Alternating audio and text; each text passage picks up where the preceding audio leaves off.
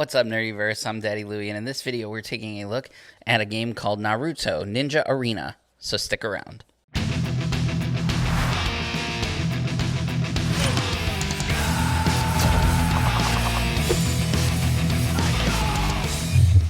Before we get started, if you enjoy this video, please give it a thumbs up. Make sure that you subscribe for more content and hit that bell icon so you don't miss any future videos.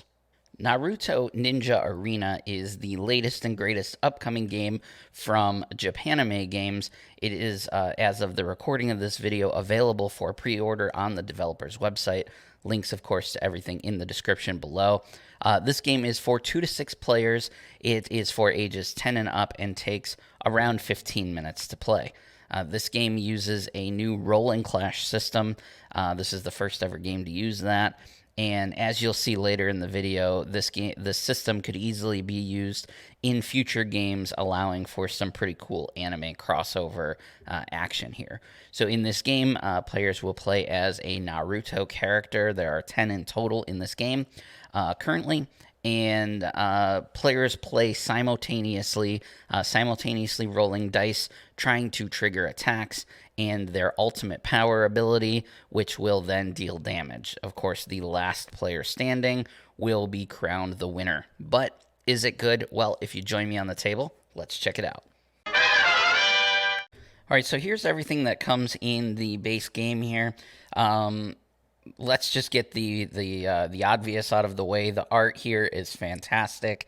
If you are familiar with Naruto and the Naruto universe, you know, you're not going to expect anything less than amazing art here. So let's address this big giant tile right here in the middle. This is the Uzumaki tile. This tile is used for triggering an ultimate ability, which we will talk about later on in the game, but you'll use this in the center of the game as you play. Then we have a bunch of different dice here. So there's 2 specific types of dice. There's the black and white dice and then the colored dice. The black and white dice is just white dice with all black symbols, and the symbols on these die are all the same. And then the colored dice are also white die, but the symbols on them are colored, and all of these dice are the same. So players are going to get 1 of the black and white die, and they're going to get 4 of the colored die. And that way, all their dice match everybody else at the table. Then you have these health cubes. They go on the character sheets, which you'll see in a minute, which tracks the player's health. Then you have these damage tokens. They're just some standard red crystals, but the quality is, of course, really, really nice. So I like those a lot. And then we have the player boards and the player power abilities. Now, there's also 2 other symbols, 2 other tokens. We're not going to talk about them too much, but these particular tokens are specific to 2 characters that are in the character pile. But again, we're not going to really talk about those characters too much. And then we have, of course, the player tiles and their power abilities.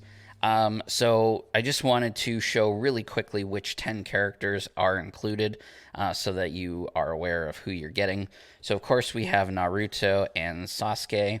Then we've also got Tenten. We have Shikamaru. We have Rock Lee. We have Hinata. We have Gaara. We have Kiba. And we have Tamari and Sakura, of course. So each of the characters has different health qualities. They have different abilities that they'll trigger on their main card, and they have different ultimate powers, which they will use to actually inflict damage. So at the start of the game, if you're playing a 3 to 6 player game, each player picks 1 character and takes their corresponding player tile, or power tile. Then they will take, like I said, 1 of the black and white die and 4 of the colored die, 1 of the tokens here to track their health, and then the damage tokens just get placed in the center for everybody to have easy access to. If you are playing a 2-player game, then players will take 2 characters. Let's say, for example, you were going to play as Naruto and Sasuke. You would choose which character is going to be the main character at the start, and then you would lay them on top of the secondary character, covering up their secondary ability. When attacked, you will only be attacked by the health on the main character, and you will have an opportunity later on to switch them. So that's not necessarily who is set in stone to be the main character. But again, that's just for a 2-player game to make things a little bit more interesting. But for a 3 to 6 player game, you're just going to choose one character, take those components, and you're ready to get started. So let me set up for like a 3-player game and let me show you how it plays. Okay, so once you have your board set up and you're ready to play, it should look very similar to this. Each player will have their area set up like these guys do here, with this tile here in the center of the board. I highly suggest that you have dice trays on hand. Because everybody is going to be rolling simultaneously, dice can get a little crazy and out of hand all over the place. So to mitigate that, you're going to want to probably have a dice tray for each player if you have that available. If not, just keep in mind that you're going to want to, try and control your dice rolls a little bit so that they're not interfering with the other players at the table. And then play begins when everybody's ready. Everybody will pick up their dice, and they will start rolling, trying to trigger their abilities, their 1 and 2 abilities on their board to take damage from the damage pool and deal it out to whichever player they see fit. So let's go ahead and take a look at Naruto's board here. Like I said in the beginning of the video, each of these characters play pretty different from each other, which is where the strategy of the game is going to come into play. Naruto is pretty straightforward. His 2 common abilities here is a fist and this symbol here. So he will need to roll a fist, and he will need to roll that there in order to trigger this ability. And this is just a straight up damage. You're going to take 3 damage tokens and deal them to any player on the board that you see fit. His next ability requires that he rolls 3 of those icons there, and that ability says that you can deal 5 damage to any player that has received no damage yet, or 2 damage to any player. So if you have an undamaged player on the board, this is a good opportunity here to deal a lot of damage. When rolling dice, you can roll as many of the die as you want to, and then, re-roll the others. So, for example, if I were to take and roll my opening hand here, I've got nothing that I want from any of these abilities, so I would go ahead and roll again. I do have a fist, so I can go ahead and set that on my board and re-roll the other ones, trying to get these things here. So I got that there, so I can go ahead and trigger that ability. I would take 3 damage from the pool, and let's say I give it to 10-10 here. I just set it out in front of her, and then I can pick everything up and I can start re-rolling. So that's how rolling works. You just continuously roll. Everybody's rolling, trying to get the abilities that they have, putting damage counters in front of the players. Ultimately, however, what you're trying to do is trigger your main power. And to do that, you're going to need to roll these icons here. So this swirly symbol is always a wild and can be used as anything that you want on your board. However, you do need that in order to trigger your ultimate power here. So you would need a die roll that looks something like this. Once you have completed that, you're going to lay your hand on the center tile, and then everyone else needs to stop what they're doing and also reach out and touch it. The last player to do so takes an additional 2 damage in front of them. So, for example, here, if Naruto had rolled it, he's going to trigger his ability. Then the 10-10 player reaches out, and let's say the Sakura player was last, they would take an additional 2 damage. Now, at this point in time, once this ability has triggered, all of the other players need to assess the damage that is in front of them and then move their damage counter forward based on how much damage is in front of them. So, for example here, 10-10 only has 3 damage in front. Her starting health is 2, so 3 beats that 2, so we would move forward. So those 2 damage would basically be applied there. This last damage would go to the 4. However, that isn't enough to make it move again. So all of that is discarded, and basically they are reset. Same thing over here with Sakura. 2 damage, looks at this 4 here. That's not enough to move forward. So this damage is discarded and everybody's reset. The only person who's not reset is the player who initiated their power. So, for example, let's say Naruto had a ton of damage on him. If he triggered his ability, that damage is going to stay. It's not going to go anywhere, but it's also not going to be inflicted on his character sheet at this time. So then once all of that has resolved, the player that triggered the power will flip over their power tile and activate their ability. Naruto's ability basically says that anytime that he deals power, he deals an extra power. Anytime that he deals damage, he deals an extra damage. So this ability now becomes a 4 instead of a 3, and then these abilities become a 3 and a 6 respectively. So that's what Naruto's ability does.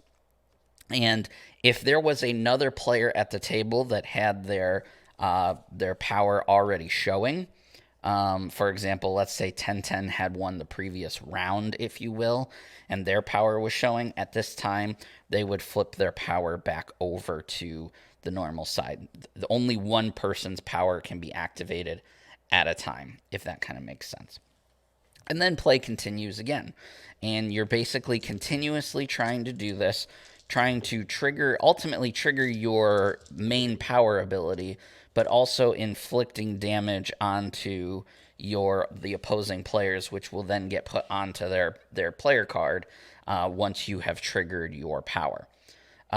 So, like I said, a lot of the characters, you can see their healths are all very different, and their powers and their abilities are different. For example, here, Sakura, while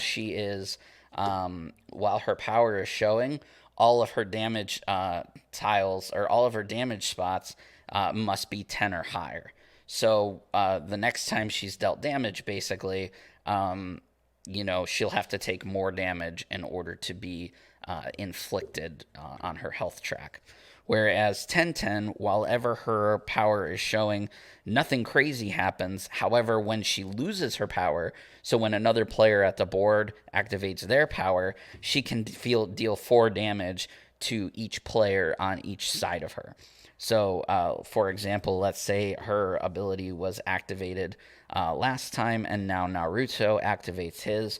She's going to lose hers, but before she does, she deals an extra 4 damage to Naruto and an extra 4 damage to Sakura, and then she flips hers back over. And that's essentially how the game is played.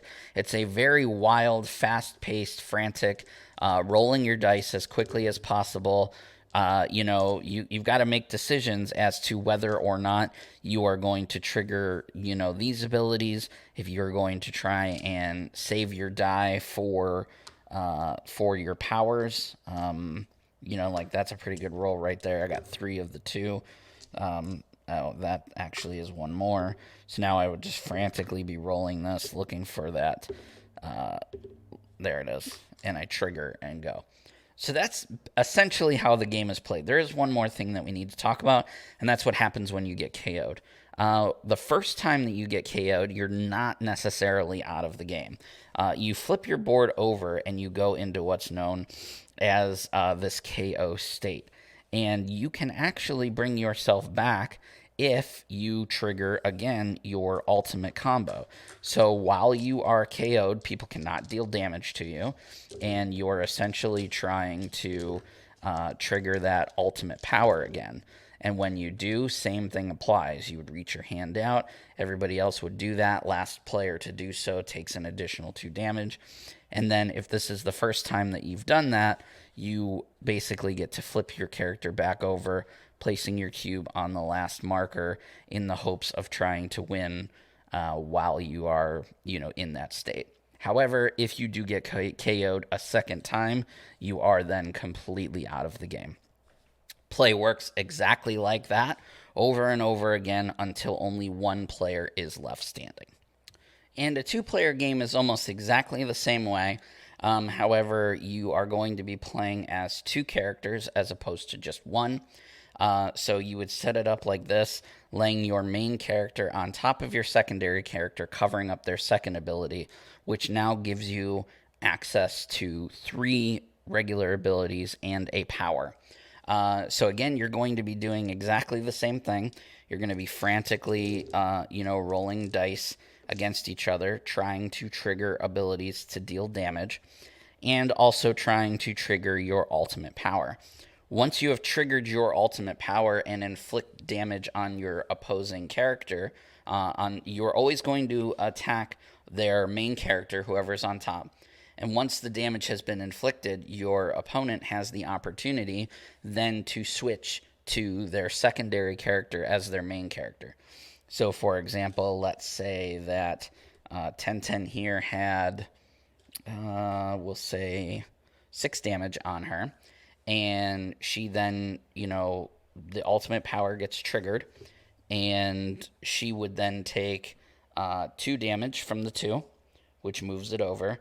And then 4 damage from the 4, which moves it over again. And then she would have the opportunity, like I said, to switch. If at any time a player's character, either character, is KO'd, the game is over and the other player wins. So there is no recovery like in a regular multiplayer game. So it's a good opportunity and a good idea for you to switch whenever you can, which would basically give you more health. So in this case, we would take the opportunity to switch, and my power would switch as well. So make sure that you have that secondary power handy. So now these are the 3 abilities that I can trigger and the power that I'm looking for, and then all of this damage goes away because it's already been inflicted, and then the game continues as normal. Again, rolling to try and trigger abilities to deal out damage, and then trigger the power to inflict the damage and get something cool in return. Again, in a 2-player mode, whoever can eliminate one of their opponent's characters first wins the game right away. Anyway, guys, that's everything that you need to know in order to play Naruto Ninja Arena. Even if you are not a Naruto fan, which, I mean, who isn't a Naruto fan? This game has an easy setup. It's very fast-paced. It is a really fun dice-chucking game.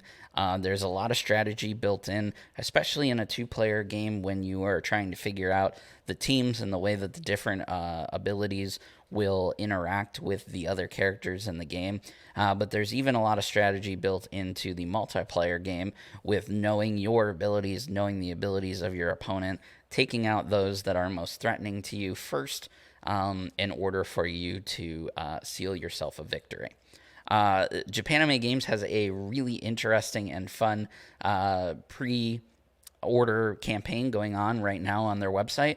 The more people that invest in the pre-order, the more goodies and free stuff is going to be unlocked for everybody that orders. So right now, if you pre-order the game, you're guaranteed a pin. And again, once they start reaching certain pre-order goals, they will start unlocking more stuff. So don't wait in order to get the game.